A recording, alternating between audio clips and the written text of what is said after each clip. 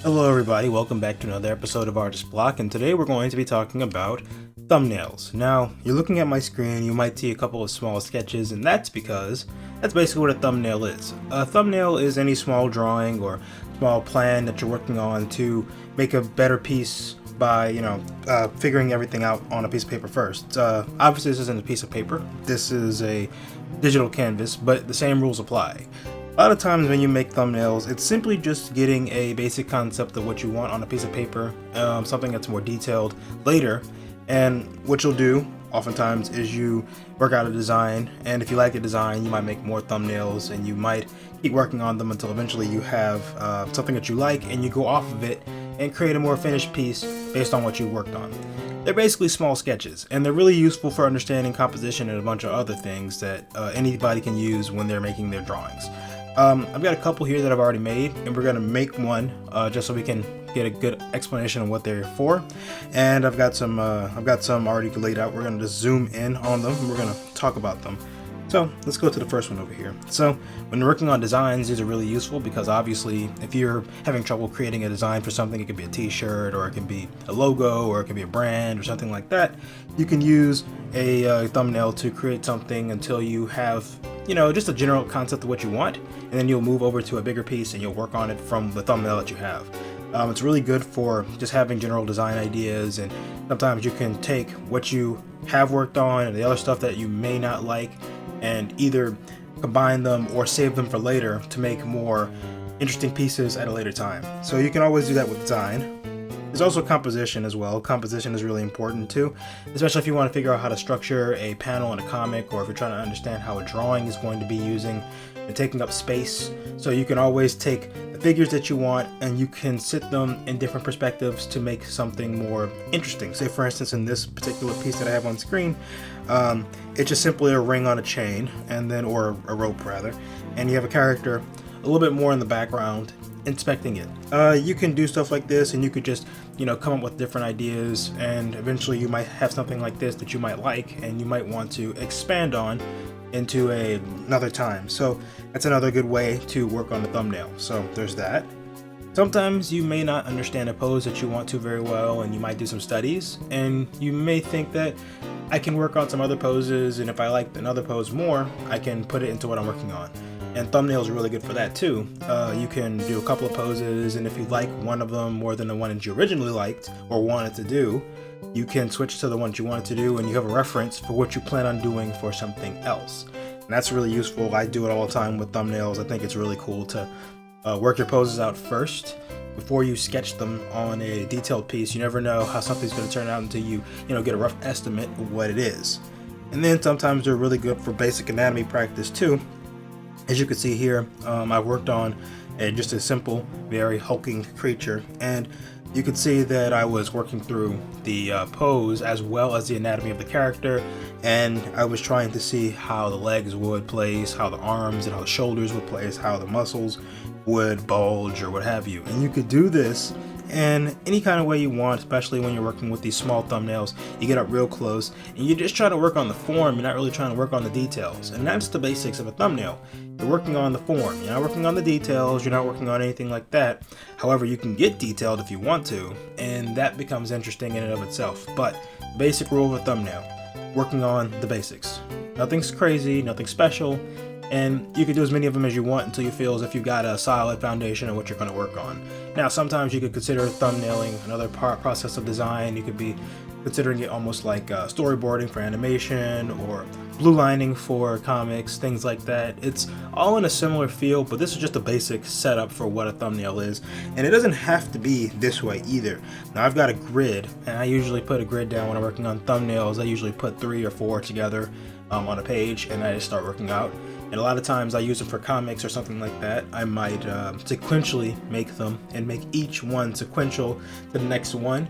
And you could do it however you like. And sometimes people don't even use this step, but this is a good way to actually come up with your designs and your ideas before you get started with them. So let's go ahead and try making a basic one. And what you're looking for here is, like I said before, you're looking for just basics in color, or basics in form and figure, or in composition, just to make something that may initially look pleasing that you can eventually go to and work on. So I'm just going to start drawing something, and I'm going to just see what I can come up with. So I'm going to start off with just some lines, and maybe I want to have, I don't know, something interesting going on down here. So say for instance I want, maybe I can make just a cave or something like that. I can do something like that and make some stalactites, and then I can add some interesting lines to give some volume to the cave. I'm just gonna give it like this, and I'm just going to eventually come up with something that's really interesting that I may want to use for a later time. So now I'm gonna go ahead and I'm gonna fill in the ground here, and maybe down here somewhere there's like a little, I don't know, like a little thing. Do some water here. I might just call that water. Maybe this is a land. And let's say there is a treasure chest in that cave. Let's put the treasure chest down. We'll put the little line, put that down like that, and let's put some metal bracers on it because it is a chest. We want it to look kind of cool. Okay. And maybe over here in the background, or in the foreground rather, we can make something a little bit bigger, like this, and I can erase some of that and fill it in with a character maybe, and we could just you know, put them there, and then we see that this becomes a lot more interesting because now we've got different gauges of perception, and we could see that we have a foreground, we have a middle ground, and a background, and all of that is part of the overarching theme of the thumbnail. And this is all a thumbnail really is. It doesn't have to get more detailed than this. It can get more detailed or less detailed. You can be as abstract or as figurative as you want. Thumbnails aren't meant to be super figurative, but if you want to, this is definitely a good way to actually get your pieces and work on them before you actually work on them. And a lot of times what people do is they'll take these thumbnails and they'll put them in the corner of what they're working on. If you're on a digital thing, you could just copy and paste this particular piece and put it to the corner of what you're working on before you start sketching. And that can lay as a basis for what you want. Or if you're like me and you like traditional media, you can take a sketchbook and you can draw out thumbnails on paper, and you can just take the poses and transpose them and make them more detailed into your final pieces. So you can do that too. So this is pretty much a basic thumbnail. We can add a little bit more variation in the line work here just to give it an idea of what you're looking for. And this is pretty much all you need. You don't need a whole lot. You just kind of want to get a basic understanding of what you're looking for. And compared to the rest of them, this one's maybe a little bit more, this is a little bit more fleshed out in detail, but that's just because we're trying to work a scene together, not trying to make something basic. But if you want to do something basic too, we can kind of do that real quick. Let's see if we can do a pose. Let's try, let me just do a basic pose. I'm just going to talk through it, see if anything works for it.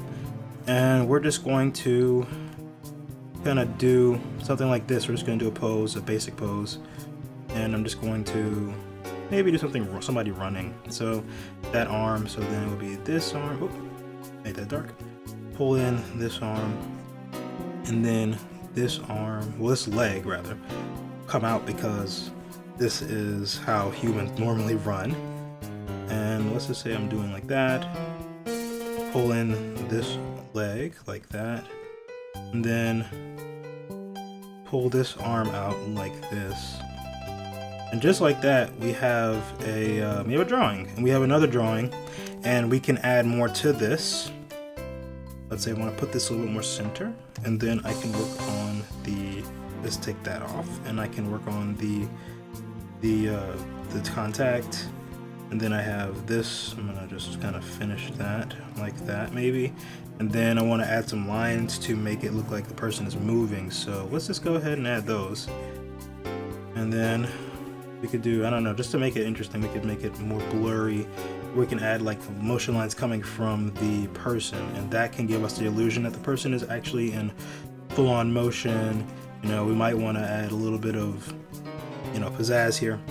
And just like that, we have a running person, and I might want to even add just a little bit of, you know, let's do it like this. We're going to add a little bit of shadow, and we're going to even do something so far as to make a little plane that he is walking on or running on. I'm going to add that, and we're just going to add a little bit of blur to it, kind of like that. We're gonna add some lines to it, motion lines, to make it look like he's actually running. And just like that, we have a running person, and we figured that all out through a thumbnail. We didn't have to go to the page, and we didn't have to sketch it out and figure out things and say, well, how does this muscle work? We're just trying to get the form here, and that's the basics of a thumbnail. You don't have to do too much for a thumbnail, you just have to do just enough to make a basic understanding of how you want something to look. And that's pretty much it for a thumbnail. And while I have these 3 here, I don't have to do anything special with them. I can show you some design stuff. That might be a good way to do this. So we did one with composition and structure, and we did one with pose and kind of a bit of anatomy as well. So let's do a design one down here and we'll call it a day, shall we? Let's see. So I can use my G pen for this one. Let's get some warm-ups. I have stabilization on high. It's not how I actually normally draw, how fast I'm drawing. It's just keeping up with me based on the stabilization. We'll take the stabilization down a bit. Let's go to that. It's on 100 because I'm working on something that requires extremely precise lines. Anyway, so let's just say, for all intents and purposes, I want to make something really dark, and I want to make something that has value.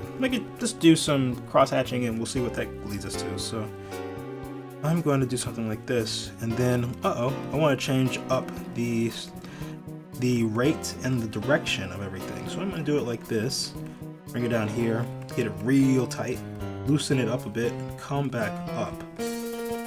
And then I want to work on, maybe come up here, work on this a little bit, bring this in a little bit tighter. And then I want to come back in and do this, maybe just a little bit, maybe tighten this up just a bit, give us a value. Yeah, I can do that. And then let's add some more lines. Let's make it a little more figurative, okay? We're making it like a weird serpent. So I'm gonna come back in up here, come in this way.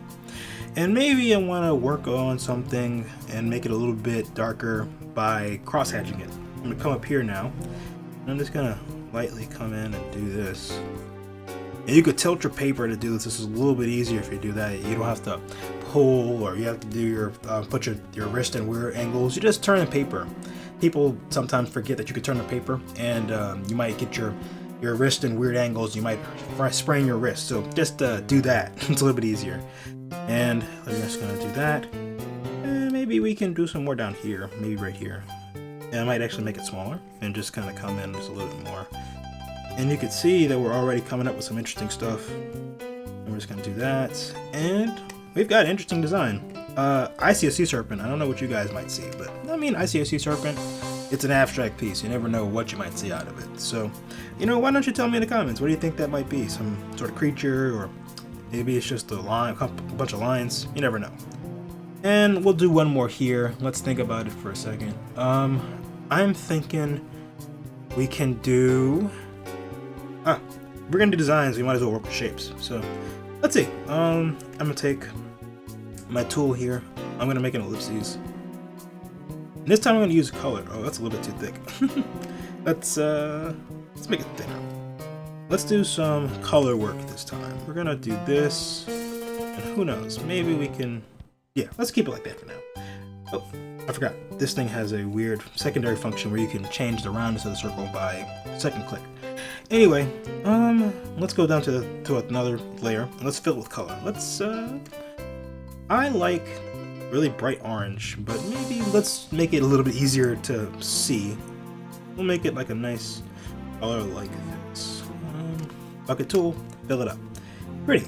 I could take this even. And let's say I wanna lock it and give it the same color. Okay, that didn't do what I wanted it to do, but we'll just do this. This makes it easier. There we go. Now we have our little circle, and I can lock this. Now we could play on the inside of the circle, and we could play around on what we want some. So let's take this gray. Let's make it interesting. Let's do like a faded effect. I'm gonna take my line tool, and I'm gonna bring the stabilization back up, just to see how this works. If it makes it look interesting or not. And we'll turn that down, definitely. Maybe a little more. That's good enough. And what I'll just do is I'm gonna make some hatching, and we're just gonna make a nice little interesting effect just by, this looks kind of ugly. And just do that, make a couple of these lines. And doesn't look perfect, but it doesn't have to. Maybe I want to do a couple more coming on this side, like this. And then as I do it, I start to make it do that. And that we have a weird design, but something that, you know, you might want to turn into a logo or something. And we can push this further by even playing with the colors of it. Let's take the color that we had here. Let's add another blue to it and take an airbrush tool this time. Oop, that's really big. And we can do something like this. Uh-oh. As you notice, you may have made a slight error. You can do this, and you can certainly do it and draw it in, but the actual better response would have been to actually just kind of color it, or cut it out rather. So what we're going to do is we're going to start over. We're going to do that. There's no problem starting over. You can always redo anything that you have. This time I'm going to take the hard eraser, and I'm going to bring your stabilization up to 100. Oh, no sir. And we're going to just hit them like this. And this time we're going to do it.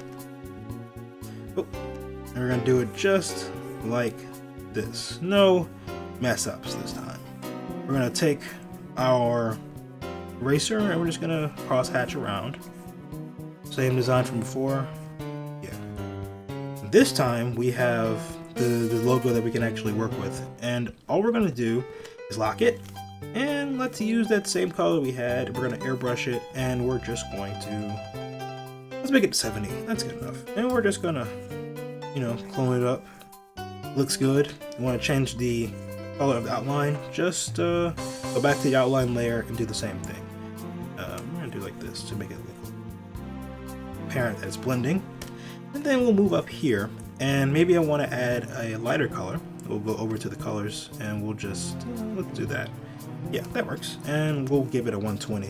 And then I'll just do like that.